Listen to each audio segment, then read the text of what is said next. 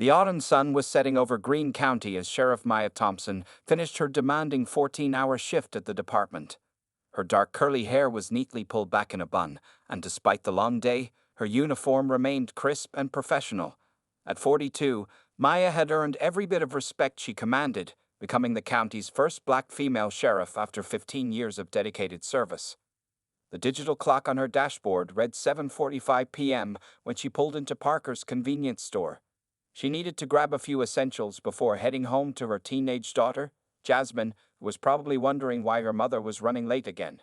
The store's fluorescent lights buzzed overhead as Maya grabbed a small shopping basket, her badge partially covered by the light jacket she'd thrown on to ward off the evening chill. "Evening, Mrs. Parker," Maya called out to the elderly store owner, who was restocking shelves near the entrance. The two women had known each other for years, ever since Maya began her law enforcement career in the neighborhood. "Sheriff Thompson, working late again?" Mrs. Parker's warm smile was genuine, her wrinkled face lighting up at the sight of her regular customer. Maya nodded, moving through the familiar aisles. "You know how it is, Helen. Paperwork never seems to end." She began selecting items: milk, bread, some fresh fruit, and Jasmine's favorite cereal. The store was quiet, with only a couple of other customers browsing the aisles. The bell above the door chimed, and Officer James Barrett strutted in, his badge gleaming under the harsh lights. At 35, Barrett was known throughout the department for his aggressive approach and questionable conduct, though nothing had ever stuck during internal reviews. His cold blue eyes narrowed as they fell on Maya, who was examining the expiration date on a carton of milk. Maya felt his stare but continued shopping, well aware of the tension that had suddenly filled the small store. She'd dealt with prejudice throughout her career and had learned to handle such situations with dignity and professionalism. As she moved to the next aisle, Barrett's heavy footsteps followed. Mrs. Parker noticed the officer's unusual behavior and kept a watchful eye on the situation while pretending to organize the counter display. The evening's peaceful atmosphere had shifted, becoming thick with unspoken tension. Maya could hear Barrett speaking into his radio, his voice deliberately loud enough for her to hear. "Got eyes on a suspicious individual at Parker's. Female, African American, acting erratically near the merchandise." His words were calculated to provoke, but Maya maintained her composure, mentally noting every detail of the encounter. A young cashier, Tommy, who had just started his shift, watched the scene unfold with growing concern. He'd known Sheriff Thompson since he was a kid when she'd helped organize community youth programs, but he'd never seen Officer Barrett before. Maya approached the refrigerated section, reaching for a gallon of milk. Barrett's voice cut through the store's quiet background music. "Keep your hands where I can see them." Several other customers turned to stare, some pulling out their phones to record what was happening. "Is there a problem, officer?" Maya asked calmly, her years of training evident in her measured response. She turned slowly, facing Barrett with dignity, her shopping basket still in hand. "Yeah, there's a problem. I've been watching you skulking around these aisles. What are you hiding under that jacket?" Barrett's hand rested meaningfully on his holster, a gesture that didn't go unnoticed by the now silent observers in the store. Mrs. Parker began moving toward them, her concern evident, but Maya gave her a supple shake of the head. The situation was escalating, but Sheriff Thompson knew exactly how to handle it. She trained countless officers on proper procedure and de-escalation techniques, though it was clear Barrett hadn't paid attention during any of those sessions. "Sir, I'm simply doing my shopping," Maya replied, her voice steady and professional. "There's no need for this kind of approach." Barrett stepped closer, his stance aggressive. "Put the basket down and put your hands on your head. Now." The fluorescent lights hummed overhead, casting harsh shadows across the scene. Mrs. Parker had her phone out now, quietly calling someone she knew at the police department. Tommy stood frozen behind the counter, his young face reflecting the shock shared by everyone in the store. Maya knew this moment would define more than just her evening. It would become a testament to either the progress or the persistent problems within law enforcement. As she carefully placed her shopping basket on the floor, she remained acutely aware that every move she made would matter in what was about to unfold. Officer Barrett's aggressive stance intensified as Maya slowly placed her shopping basket on the floor. The store's security cameras whirred quietly above, recording every moment of the unfolding scene. Other customers had pressed themselves against the shelves, their phones raised to capture what was happening. "I said hands on your head," Barrett barked, his face reddening with each passing second. His right hand remained firmly on his holster, while his left pointed accusingly at Maya. "I've seen your type before, thinking you can just walk in here and take whatever you want." Maya kept her movements deliberate and calm, raising her hands to her head. Her years of training kicked in. She knew escalating the situation would only make things worse. The light jacket she wore had shifted slightly, but the badge underneath remained partially hidden. "Officer, I believe there's been a misunderstanding," Maya spoke clearly, her voice carrying through the now silent store. "If you'll allow me to reach for my identification."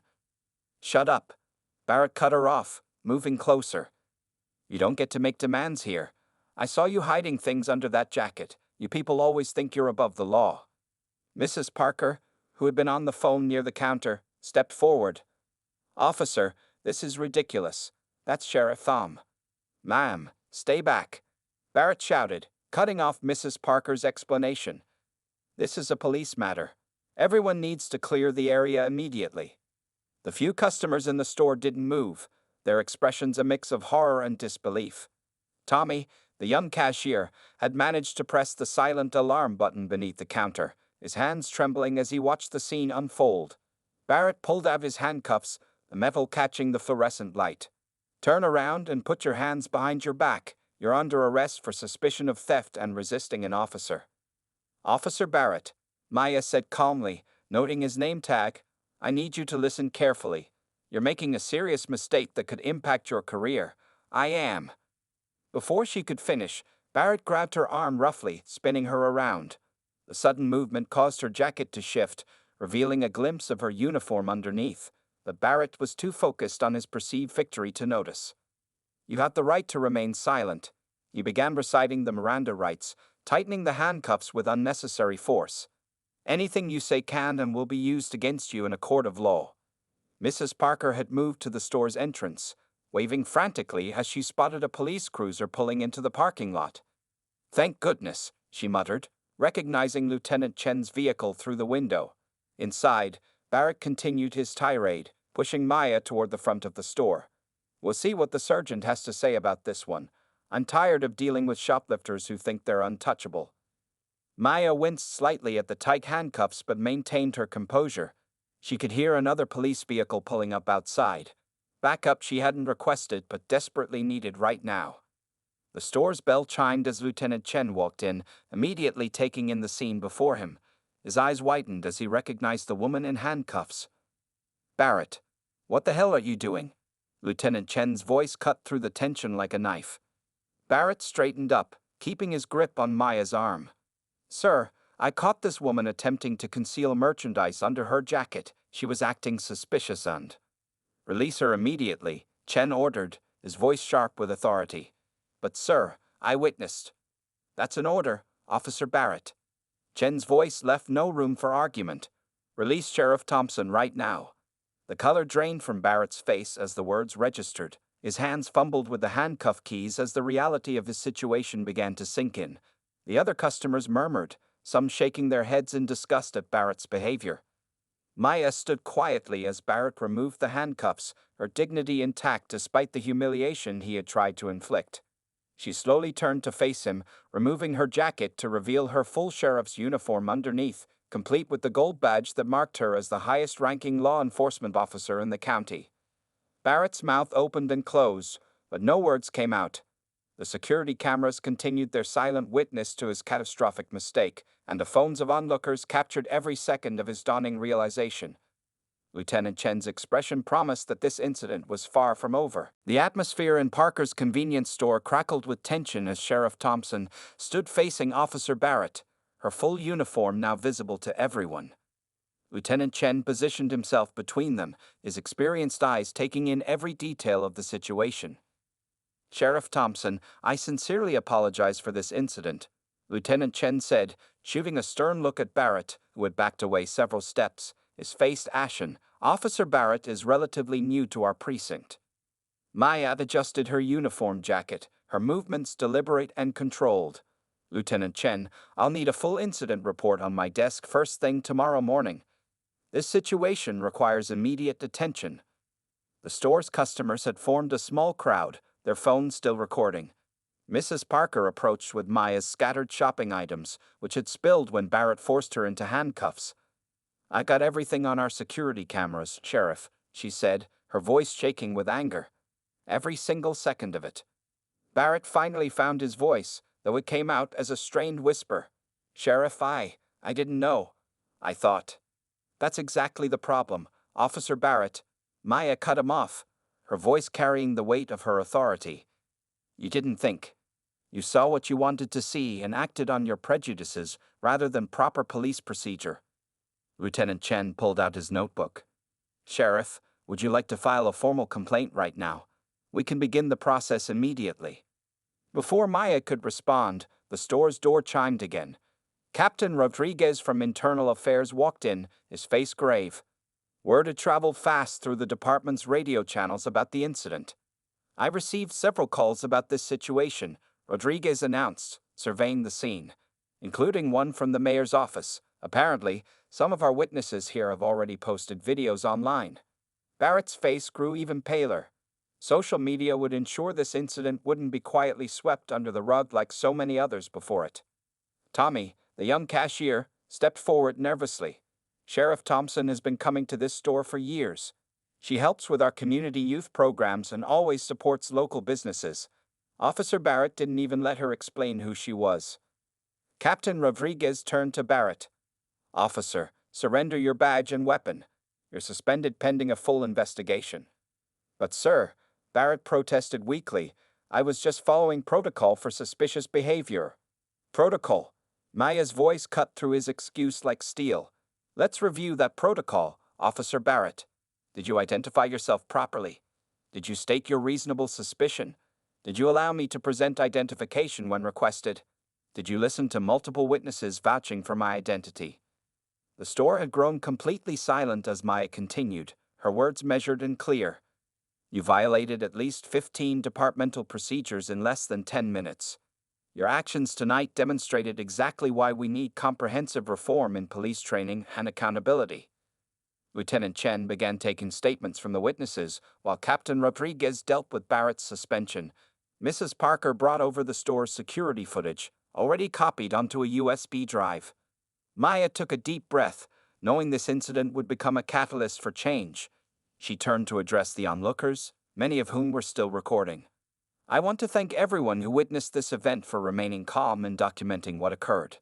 Your evidence will help ensure that proper procedures are followed in the future.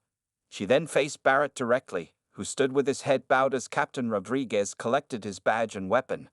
Officer Barrett, this incident will have consequences, but it will also serve as a teaching moment for our entire law enforcement community.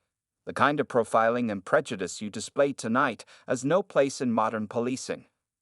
The night air had grown cooler when Maya finally stepped outside the store. News vans were already pulling into the parking lot, their lights illuminating the scene. She knew the next few days would be challenging.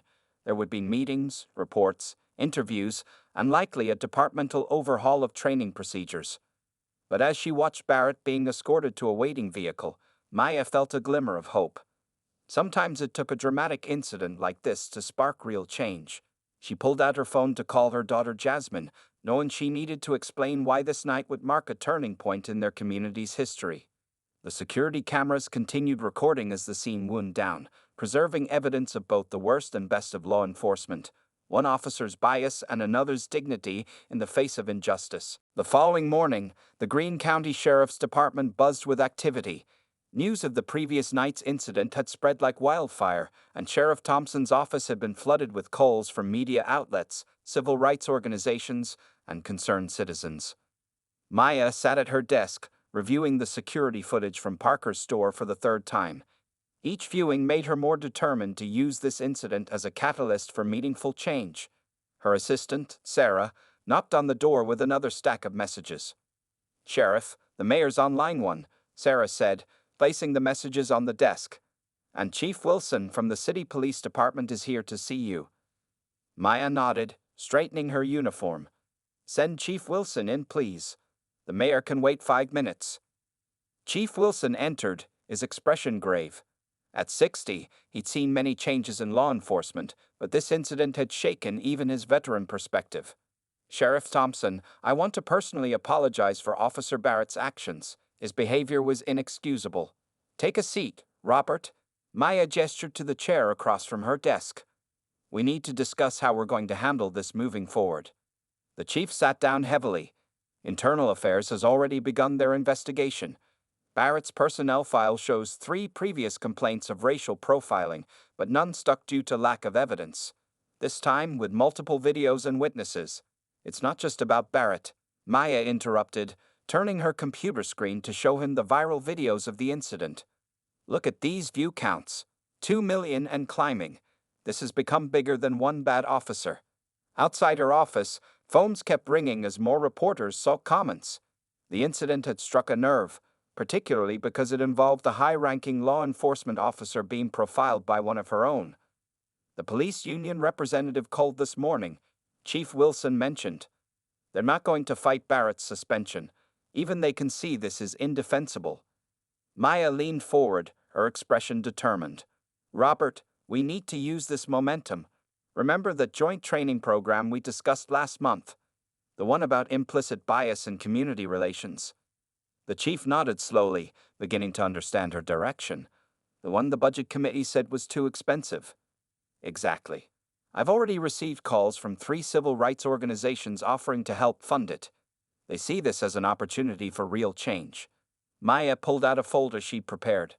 I've updated the proposal to include body camera requirements, de-escalation training, and community oversight. A knock at the door interrupted them. Sarah poked her head in again. Sorry to interrupt, but Officer Barrett is here with his lawyer. They're requesting a meeting. Maya and Chief Wilson exchanged glances. Send them to conference room B, Maya decided. Tell them we'll be there in 10 minutes. As they gathered their materials, Maya's phone buzzed with a text from her daughter Jasmine. Mom, they're talking about you in my civil rights class. You're trending on Twitter. #Justice for Sheriff Thompson. Maya allowed herself a small smile. Her daughter had always wanted to see her mother make a difference in the world. Now she was watching it happen in real time. Walking through the department, Maya and Chief Wilson could feel all eyes on them. Officers stood straighter, some nodding respectfully, others looking away in shame, perhaps recognizing times they might have made similar assumptions. Before entering the conference room, Maya paused. Robert, after this meeting, I want to call a press conference. It's time we showed our community that we're serious about change. Chief Wilson agreed. What are you going to do about Barrett? That depends on him, Maya replied, straightening her badge. If he's here to truly understand what he did wrong and commit to change, there might be a path forward. If he's here to make excuses, she left the sentence unfinished. They could see Barrett and his lawyer through the conference room's glass walls. The once confident officer now sat slumped in his chair, his career and reputation in shambles. But Maya wasn't interested in merely punishing him. She wanted to transform this moment of crisis into an opportunity for systemic change. As she reached for the door handle, Maya remembered her father's words from when she first joined the force. Sometimes the best way to fight injustice is from the inside. Today, she would prove him right. The conference room felt smaller than usual as Sheriff Thompson and Chief Wilson entered. Officer Barrett sat beside his lawyer, Mr. Peterson, a well-known police union attorney. Morning sunlight streaming through the windows cast long shadows across the polished table. Sheriff Thompson, Peterson began, his tone professionally cordial. We appreciate you meeting with us this morning. My client wishes to address the unfortunate events of last night. Maya sat down, placing a folder containing the security camera stills and witness statements on the table. Go ahead, Officer Barrett. I'm listening. Barrett cleared his throat, his usual confidence nowhere to be seen. Sheriff, I made a terrible mistake. When I saw you in the store, I jumped to conclusions based on... He trailed off, unable to finish the sentence. Based on what, officer? Maya pressed, her voice firm but controlled. My race, my gender. Please, complete your thought.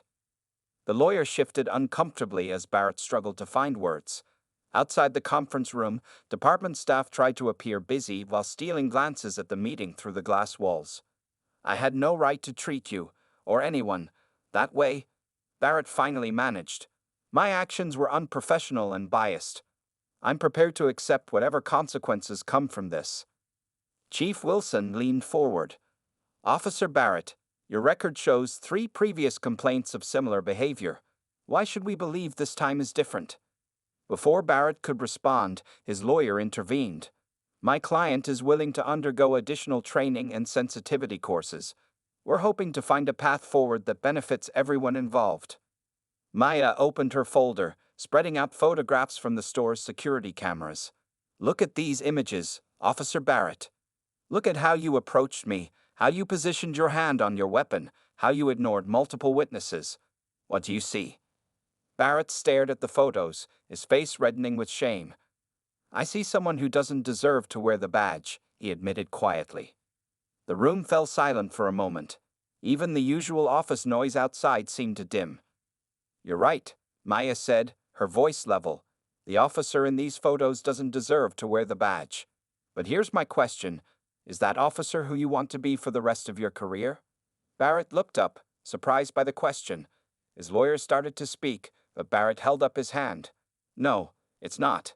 I've been carrying around prejudices I didn't even want to admit to myself. Seeing these photos, hearing the things I said, I'm ashamed. Maya pulled another document from her folder. I drafted a proposal. Instead of immediate termination, you would serve a 6-month suspension without pay, complete our new comprehensive bias training program, and work with community outreach programs. After that, you'd be evaluated for possible reinstatement at a probationary level. Peterson studied the document.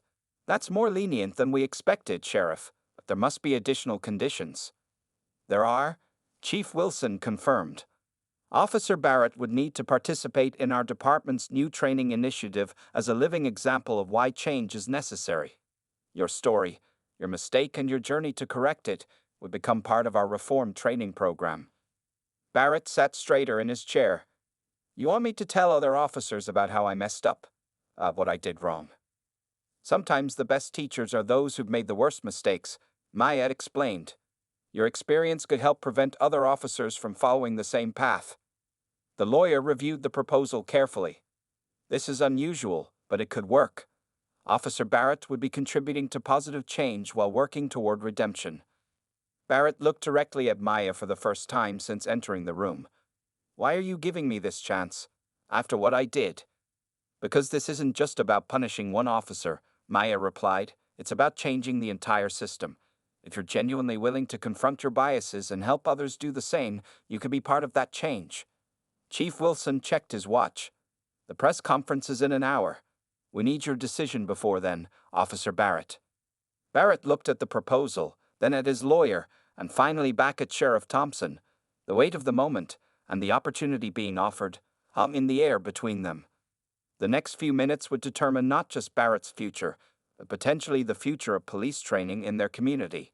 Maya waited patiently, knowing that real change often started with one person willing to admit they were wrong and commit to doing better. The police department's press room was packed with reporters, cameras, and community leaders. The buzz of conversation died down as Sheriff Thompson approached the podium, flanked by Chief Wilson and, surprisingly to many, Officer Barrett. Maya adjusted the microphone, her composed demeanor a sharp contrast to the charged atmosphere in the room. Good morning. As many of you are aware, last night an incident occurred at Parker's convenience store that highlighted ongoing issues within our law enforcement community. Camera flashes filled the room as she continued. Rather than simply address this as an isolated incident, we are taking steps to implement fundamental changes in our department's training and procedures. In the front row, Mrs. Parker sat next to community activist Reverend James Williams, both watching intently as Maya outlined the new initiatives. Tommy, the young cashier from the store, had also been invited and sat with his parents, still processing his role in the previous night's events. Officer Barrett has agreed to accept full responsibility for his actions, Maya announced, causing a stir among the reporters. He will be serving a 6-month suspension and will become part of our department's reform training program, sharing his experience to help prevent similar incidents in the future. Barrett stepped forward when Maya gestured to him. His hands trembled slightly as he faced the crowd, but his voice was clear. What I did last night was inexcusable. I let my prejudices override my training and my duty to protect and serve all members of our community. The room erupted with questions, but Maya raised her hand for silence. We're taking this opportunity to introduce comprehensive changes. With support from several civil rights organizations, we're implementing mandatory bias training, enhanced community engagement programs, and a new civilian oversight committee. Chief Wilson stepped up to the podium next. Additionally, we're reviewing all previous complaints of similar nature and establishing new protocols for handling such incidents. The events of last night will not be brushed aside. They will serve as a catalyst for real change. From the back of the room, a familiar voice called out, "Sheriff Thompson." It was Maya's daughter Jasmine, who had convinced her teachers to let her class attend the press conference as a civil rights lesson. What message do you have for young people who want to enter law enforcement but are afraid of facing discrimination? Maya's expression softened at her daughter's question. The path to change isn't easy, but it's necessary. We need diverse voices and perspectives in law enforcement now more than ever. Your presence in the force can help transform it from within. Reverend Williams stood up next. "Sheriff, how can the community be sure these changes will stick? We've heard promises before." "That's why we're establishing the Civilian Oversight Committee," Maya explained. "Community leaders like yourself will have direct involvement in monitoring our progress and holding us accountable." Barrett stepped forward again, this time without prompting. "If I may add something?" Maya nodded, and he continued, "Last night, I was the problem. Today, I want to be part of the solution. I'm asking the community for the chance to prove that people can change, that departments can change, that the system can change." The press conference continued for another hour, with Maya and Chief Wilson outlining specific details of the new initiatives. Reporters scribbled notes furiously as they announced partnerships with local universities for enhanced training programs and plans for regular community feedback sessions. As the crowd began to disperse, Mrs. Parker approached the podium. "Sheriff Thompson, the Community Council would like to host the first training session at our community center. We want to be part of this change too." Maya smiled warmly. "That would be perfect, Helen. Change happens faster when we all work together." Later, as Maya gathered her things to leave, she found Barrett waiting by her office. "Sheriff," he said quietly, "I want you to know I meant every word I said today.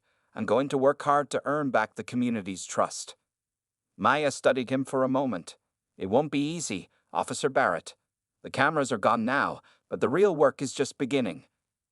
"I understand," he nodded. "And I'm ready." As Maya watched him leave, she thought about how sometimes the worst moments could lead to the best opportunities for change. Her phone buzzed with a text from Jasmine. "You're amazing, Mom. My whole class is talking about becoming police officers now." Maya smiled, knowing that while one incident had sparked these changes, it would take everyone's commitment to make them last.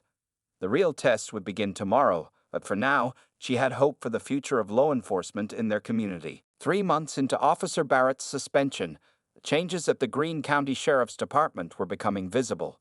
The community center bustled with activity as the first group of officers completed their enhanced bias training program. "I thought I was just doing my job," Barrett explained to the attentive officers. "But I was letting prejudice guide my actions instead of proper procedure."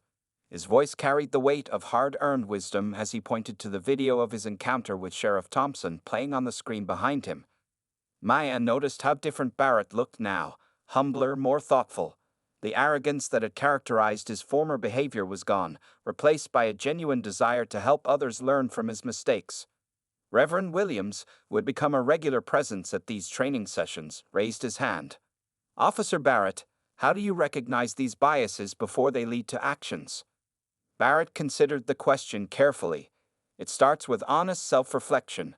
Every day, I catch myself making snap judgments and have to stop and question where those thoughts come from." In the front row, Tommy, the young cashier from Parker's store, sat taking notes. He had joined the department's youth program and was now considering a career in law enforcement himself. His presence at these sessions served as a constant reminder of why this work mattered. After the training, Maya met with the Civilian Oversight Committee in the community center's conference room. Mrs. Parker, now the committee's chair, presented the latest statistics. Complaints about officer conduct are down 40%, she reported, spreading the charts across the table. And our community satisfaction surveys show increasing trust in law enforcement. Chief Wilson, who attended every committee meeting, nodded approvingly. The changes are spreading to other departments too. We've had requests from 3 neighboring counties to implement similar training programs. Maya shared her own update. The State Police Academy has asked us to help develop new training materials based on our program. They want to make this part of the standard curriculum for all new officers. Outside the conference room, children from the community center's after-school program play basketball with off-duty officers, another initiative that had grown from the incident. The sound of laughter and friendly chatter filtered through the windows. Later that afternoon, Maya found Barrett sitting alone in the center's cafeteria, reviewing his notes for the next training session. "How are you holding up?" she asked, taking a seat across from him. Barrett closed his notebook. "Some days are harder than others. Facing these officers, telling them about what I did, it's not easy. But it feels right." "The hard things usually are the right things," Maya replied.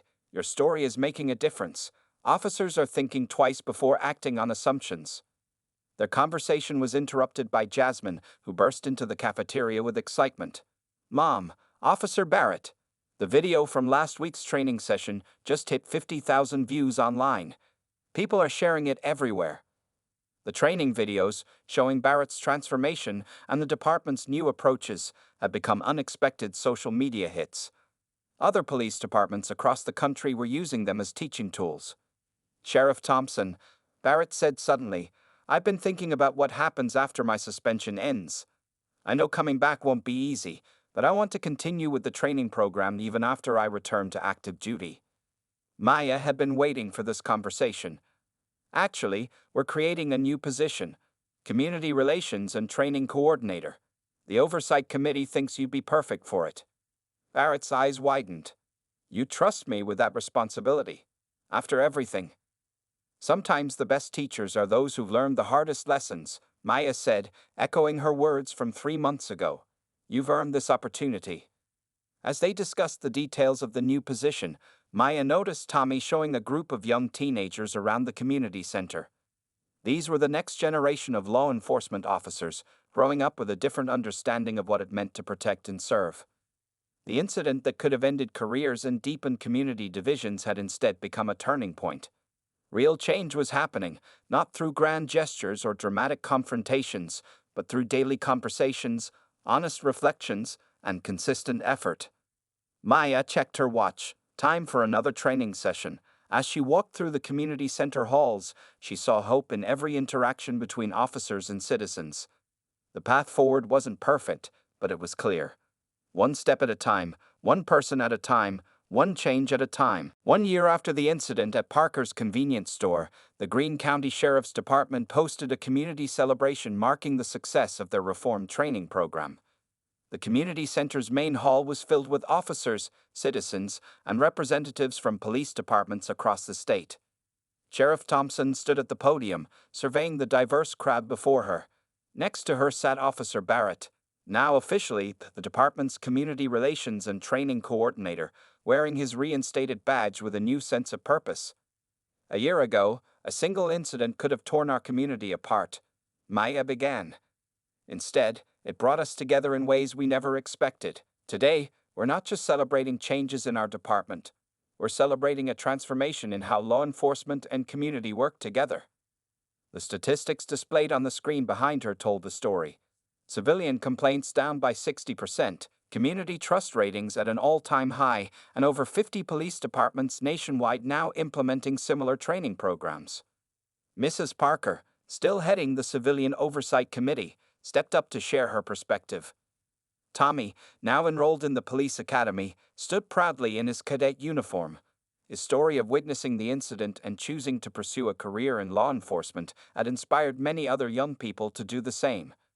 Barrett took his turn at the podium, his demeanor reflecting the profound changes he'd undergone. A year ago, I was the example of everything wrong with policing. Today, I stand before you as proof that change is possible when we confront our biases and commit to doing better. The ceremony included presentations from various community groups. Reverend Williams's youth choir performed, followed by demonstrations from the new community policing programs. Officers and citizens shared stories of how the reform training had improved their daily interactions. Maya's daughter Jasmine, now president of her school's law enforcement career club, presented a video compilation of the year's achievements. The footage showed training sessions, community events, and candid moments of officers and citizens working together to build trust. "Mom," Jasmine whispered to Maya during a break, "remember when you said sometimes the worst moments lead to the best changes? You were right." The celebration's highlight came when Chief Wilson announced the program's expansion. Starting next month, our training center will welcome officers from across the country. What began in Greene County will help transform departments nationwide. As the formal ceremony concluded, Maya noticed Barrett speaking with a group of new recruits. His story had become a powerful teaching tool, showing how confronting one's biases could lead to personal and professional growth. Sheriff Thompson, a young officer from another department, approached her. "Our chief sent me to learn about your program. He says what you built here is the future of policing." Maya smiled, remembering her own journey. The future of policing is all of us working together. It's about building bridges instead of walls, understanding instead of assumptions. The celebration continued into the evening, with officers and citizens sharing meals and conversations. The community center buzzed with the energy of people who had learned to see each other as partners in creating a safer, more just society. As the event wound down, Maya found herself back at Parker's convenience store where everything had started. Mrs. Parker was closing up for the night. "Would you believe it's been a year?" Mrs. Parker asked, greeting Maya warmly. "Sometimes it feels like yesterday," Maya replied, "and sometimes it feels like a lifetime ago." They looked out at the parking lot where the confrontation had occurred. Now, a community bulletin board stood there, covered with photos of joint police community activities and announcements for upcoming training sessions.